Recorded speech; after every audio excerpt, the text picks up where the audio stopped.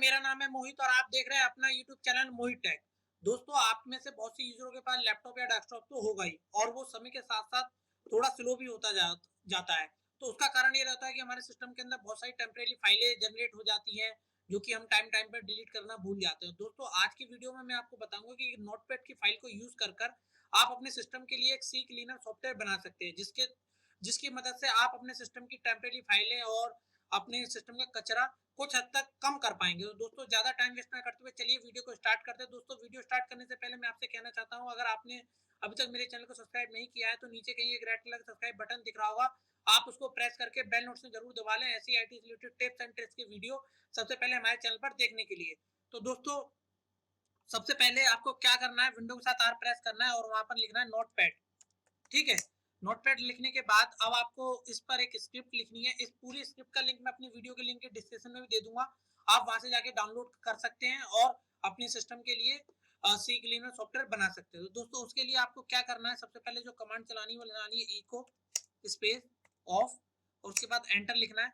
Enter लिखने के बाद अब हम लिखेंगे कलर स्पेस 4A। उसके बाद फिर हम एंटर देंगे। एंटर देने के बाद हम लिखेंगे del space forward slash S space forward slash F space forward slash Q space C colon और उसके बाद फिर बैक स्लैश फिर विंडोज फिर स्लैश मतलब वही बैक स्लैश। उसके बाद हम लिखेंगे टेम्प। उसके बाद फिर हम बैक स्लैश देंगे और उसके बाद हम लिखेंगे स्टार डॉट स्टार। ठीक है? उसके बाद फिर हम एंटर लिखेंगे। अब इस बार लिखेंगे हम R D space forward slash फिर एस फिर स्पेस फिर फॉरवर्ड स्लैश फिर क्यू क्यू। उसके बाद फिर हम स्पेस देंगे, फिर हम लिखेंगे सी कॉलन। उसके बाद बैक स्लैश फिर विंडोज। उसके बाद विंडोज के बाद फिर हम लिखेंगे बैक स्लैश और फिर टेम्प। ठीक है? फिर एंटर देंगे। एंटर देने के बाद हम लिखेंगे M D space C colon back slash और उसके बाद हम लिखेंगे विंडोज स्लैश टेम्प। ठीक है? उसके बाद फिर एंटर देंगे। एंटर देने के बाद इतना करने के बाद हम लिखेंगे डेल स्पेस DEL लिखेंगे, मतलब डेल हो गया हमारा, स्पेस फिर फॉरवर्ड स्लैश फिर एस फिर स्पेस फिर फॉरवर्ड स्लैश फिर एफ फिर स्पेस फिर फॉरवर्ड स्लैश फिर क्यू और उसके बाद फिर स्पेस देके फिर हम सी कॉलन फिर बैक स्लैश और उसके बाद विंडोज। उसके बाद फिर बैक स्लैश फिर लिखेंगे प्रीफेच FETCH। ठीक है? प्रीफेच लिखने के बाद फिर एंटर देंगे। एंटर देने के बाद फिर हम डेल लिखेंगे। डेल लिखने के बाद फिर हम स्पेस देंगे, फिर वही फॉरवर्ड स्लैश फिर एस फिर फॉरवर्ड स्लैश फिर फॉरवर्ड स्लैश देने के बाद फिर एफ फिर उसके बाद फॉरवर्ड स्लैश फिर स्लैश देने के बाद क्यू क्यू देने के बाद फिर हम स्पेस देंगे। स्पेस देने के बाद हम परसेंटेज का निशान लगाएंगे। परसेंटेज का निशान लगाने के बाद हम लिखेंगे टेम्प फिर परसेंटेज का निशान लगाएंगे फिर हम बैक स्लैश लगाएंगे। उसके बाद फिर हम लिखेंगे स्टार डॉट स्टार। ठीक है? एंटर करेंगे। उसके बाद फिर हम लिखेंगे R D space forward slash S फिर फॉरवर्ड स्लैश स्पेस देने के बाद फिर हम लिखेंगे क्यू फिर स्पेस फिर परसेंटेज टेम्प परसेंटेज। ठीक है? इतना करने के बाद फिर एंटर देंगे। ये पूरी स्क्रिप्ट आपको मैं अपने वीडियो के लिंक में भी दे दूंगा, आप वहां से जाके नोटपैड फाइल को डाउनलोड कीजिए, आपको लिखने की जरूरत नहीं है और डायरेक्टली आप सेव एज करिए फाइल को और अपने सिस्टम के लिए बैच फाइल के थ्रू क्लीनर सॉफ्टवेयर बनाइए। ठीक है? उसके बाद इतना करने के बाद फिर हम लिखेंगे एम डी स्पेस परसेंटेज का निशान फिर टैब फिर परसेंटेज फिर एंटर देंगे। इतना करने के बाद फिर हम लिखेंगे del tree DELTREE del tree space forward slash Y फिर स्पेस फिर सी कॉलन और उसके बाद हम लिखेंगे बैक स्लैश फिर विंडोज। ठीक है? विंडोज करने के बाद फिर हम लिखेंगे बैक स्लैश फिर उसके बाद लिखेंगे टेम्पोर। ठीक है? उसके बाद टैब के ऊपर वाली जो की होती है आप उसको दबाना है एक बार, जो कि डॉट होती है, तो वो आइकॉन आ जाएगा। उसके बाद फिर आपको 1 लिखना है और फिर एंटर कर देना है। अब दोस्तों आगे की जो कमांड है वो सेम ये इतना ही रहेगा, बस हम बाकी का चेंज करेंगे। तो हम क्या करते हैं, इतना कॉपी कर लेते हैं डेल ट्री के बाद से, और इतना कॉपी करने के बाद अब हम क्या करते हैं, इसको एंटर कर देते हैं।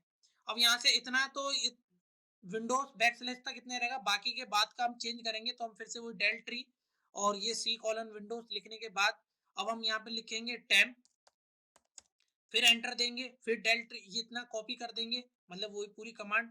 और अब क्या, टेम्प लिखने के बाद अब हम लिखेंगे टीएमपी, फिर एंटर देंगे, फिर हम इतना कॉपी कर देंगे इतना, और टीएमपी लिखा था लास्ट टाइम, अब हम लिखेंगे यहाँ पर एफएफ परसेंटेज डॉट टीएमपी, फिर एंटर देंगे, फिर कॉपी पेस्ट कर देंगे, और फिर उसके बाद बैक स्लैश लगाएंगे। बैक स्लैश लगाने के बाद अब हम लिखेंगे यहाँ पर हिस्ट्री, फिर एंटर देंगे, फिर इतना कॉपी पेस्ट करेंगे। हिस्ट्री लिखने के बाद हम लिखेंगे अब कुकीज, फिर एंटर देंगे, फिर इतना लिखने के बाद अब कुकीज लिखने के बाद अब हम लिखेंगे रिसेंट, RECENT, रिसेंट, ठीक है। उसके बाद एंटर देंगे, और बस इतना रिसेंट लिखने के बाद अब हम लिखेंगे क्या कहते हैं आपका विंडोज के बाद फिर बैक स्लैश लगाएंगे। बैक स्लैश लगाने के बाद अब हम यहाँ पे लिखेंगे स्पूल, फिर बैक स्लैश लगाएंगे, अब यहाँ पे लिखेंगे प्रिंटर्स, PRINTER, ठीक है। प्रिंटर लिखने के बाद फिर हम एंटर देंगे। एंटर देने के बाद अब हम लिखेंगे यहाँ पर del space C colon back slash, उसके बाद विन 38